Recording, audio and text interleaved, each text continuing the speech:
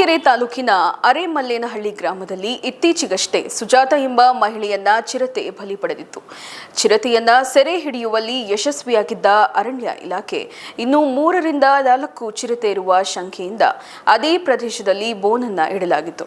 ಇಂದು ಅದೇ ಬೋನಿಗೆ ಮತ್ತೊಂದು ಹೆಣ್ಣು ಚಿರತೆ ಬಿದ್ದಿದೆ. ಇದರಿಂದ ಗ್ರಾಮಸ್ಥರಲ್ಲಿ ಮತ್ತಷ್ಟು ಆತಂಕ ಮನೆ ಮಾಡಿದ್ದು, ಇದರ ಬೆನ್ನಲ್ಲೇ ಅರಣ್ಯ ಇಲಾಖೆ ಈ ಪ್ರದೇಶವನ್ನ ಮತ್ತಷ್ಟು ಬಿಗಿಗೊಳಿಸಿ ಗ್ರಾಮಸ್ಥರಿಗೆ ಎಚ್ಚರಿಕೆಯಿಂದ ಇರಬೇಕೆಂದು ಸೂಚಿಸಿದ್ದಾರೆ. ಈ ಭಾಗದಲ್ಲಿ ಹಲವು ವರ್ಷಗಳಿಂದಲೂ ಚಿರತೆಯ ಹಾವಳಿ ಇದ್ದು, ಆಗಾಗ ದನ, ಕರು, ಮೇಕೆಗಳನ್ನ ಬಲಿ ಪಡೆಯುತ್ತಿದ್ದ ಚಿರತೆಯು ಈಗ ಮನುಷ್ಯರ ರಕ್ತದ ರುಚಿಯನ್ನ ಕಂಡಿದ್ದು ಗ್ರಾಮಸ್ಥರಲ್ಲಿ ತೀರಾ ಆತಂಕವನ್ನ ಮೂಡಿಸಿದೆ.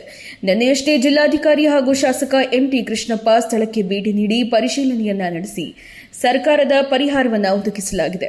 ಈ ಭಾಗದಲ್ಲಿ ಹಲವು ಚಿರತೆಗಳು ಇರಬಹುದು ಎಂಬ ಅನುಮಾನದ ನಡುವೆಯೂ ಅರಣ್ಯ ಇಲಾಖೆ ಸ್ಥಾಪಿಸಿದ್ದ ಬೋನಿಗೆ ಇಂದು ಹೆಣ್ಣು ಚಿರತೆ ಸೆರೆಯಾಗಿದೆ. ಅರಮಲ್ಲೇನಹಳ್ಳಿ ಗ್ರಾಮದಲ್ಲಿ ಚಿರತೆಗಳ ಹಾವಳಿ ಜನರಲ್ಲಿ ಆತಂಕ ಮೂಡಿಸಿದ್ದು, ಅರಣ್ಯ ಇಲಾಖೆ ಗ್ರಾಮಸ್ಥರಿಗೆ ಎಚ್ಚರಿಕೆಯಿಂದ ಇರಲು ಸೂಚಿಸಿದೆ.